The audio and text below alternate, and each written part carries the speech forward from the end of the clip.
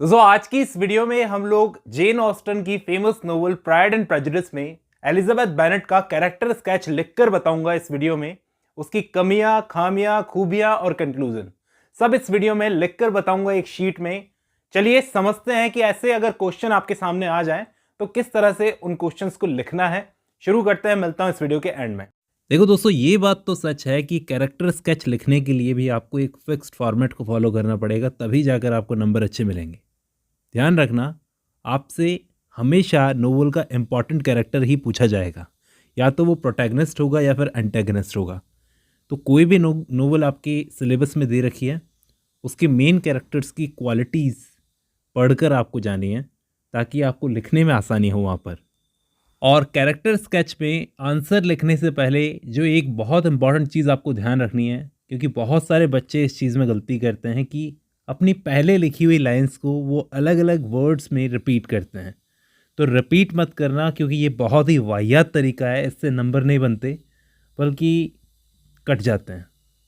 और दूसरी बात हमें ये ध्यान रखनी है कि हमेशा कैरेक्टर की अच्छी अच्छी क्वालिटीज़ ही सामने नहीं रखनी, बैड क्वालिटीज़ को भी हाईलाइट करते हुए चलना है। जैसे मैं आपको प्राइड एंड प्रेजुडिस में एलिजाबेथ बेनेट का कैरेक्टर स्केच लिखकर बताता हूँ कि कैसे लिखेंगे। सबसे पहले आप बड़े बड़े शब्दों में लिखोगे कैरेक्टर स्केच एलिजाबेथ बेनेट।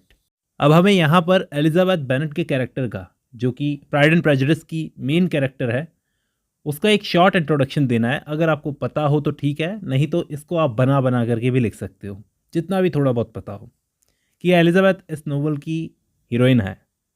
और बेनेट सिस्टर्स में जो 5 बेटियां हैं, उनमें दूसरे नंबर वाली बेटी है।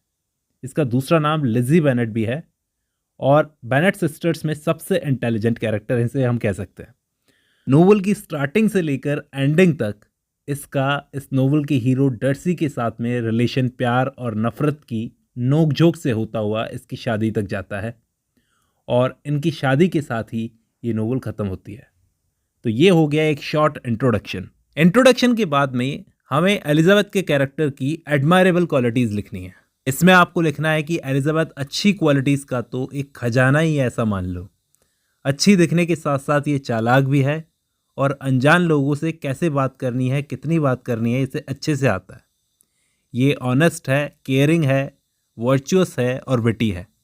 अब ये जो आपने सारी क्वालिटीज़ लिखी है, एक एक करके इनको समझा दो कि इसकी समझदारी हमें इस बात से दिखती है कि जब इसने अपने फादर को, अपने पिता को, अपनी सबसे छोटी बहन लीडिया के लिए वार्निंग दी थी, इससे हमें ये दिखता है कि ये कितनी इंटेलिजेंट है।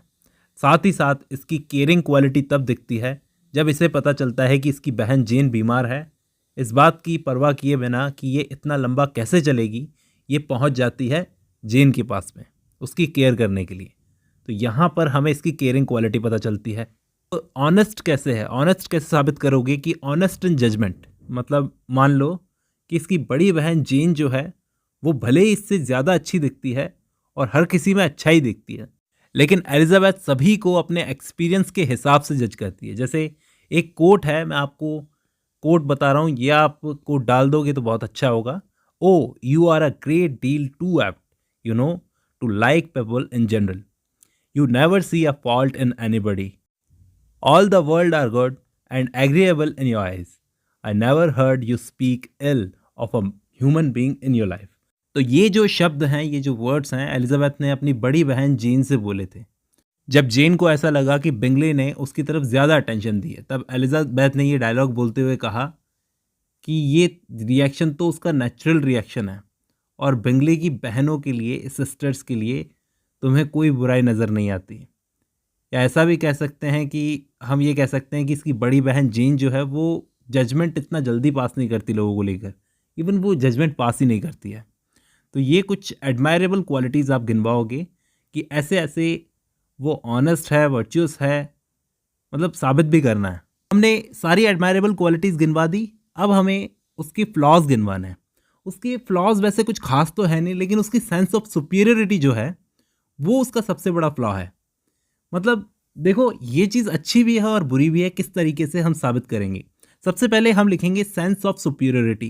ये साबित करना है कि किस तरह से ये सेंस ऑफ सुपीरियरिटी बार बार उसके जजमेंट की आड़े आ जाती है। मतलब सिर्फ डर्सी के लिए नहीं बल्कि और भी कैरेक्टर्स के लिए वो प्रेजुडिस रखती है इस नोवेल में।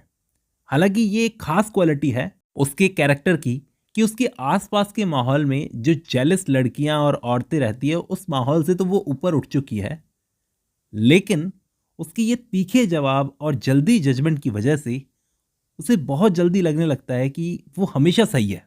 और उसकी यही sense of superiority first time तब हर्ट हो जाती है जब वो एक पार्टी के दौरान डर्सी और बिंगले को बात करते हुए सुनती है।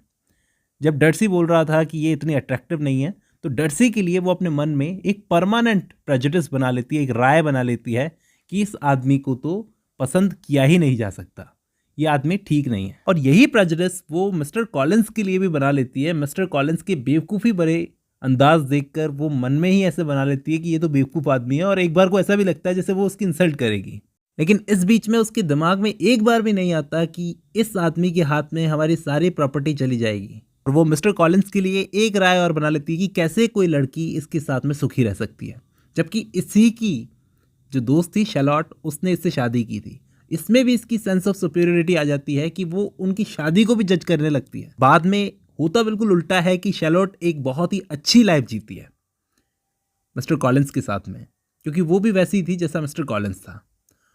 जबकि उसकी यही जल्दी जज करने की आदत की वजह से वो इस कहानी के विलन मिस्टर विक्रम को पसंद करने लगती है। आप कैरेक्टर की खूबियां और कमियां गिनवाते गिनवाते एंड में आओगे कंक्लूजन पर। कंक्लूजन आपको ज़्यादा बड़ा नहीं लिखना है, आपको सिर्फ काम की लाइनें लिखनी है कि ये एक राउंड कैरेक्टर है। एलिजाबेथ का कैरेक्टर जो है एक राउंड कैरेक्टर है, इंटरेस्टिंग कैरेक्टर है, और इस कैरेक्टर का एटीट्यूड जो है वो टाइम के हिसाब से चेंज होता रहता है।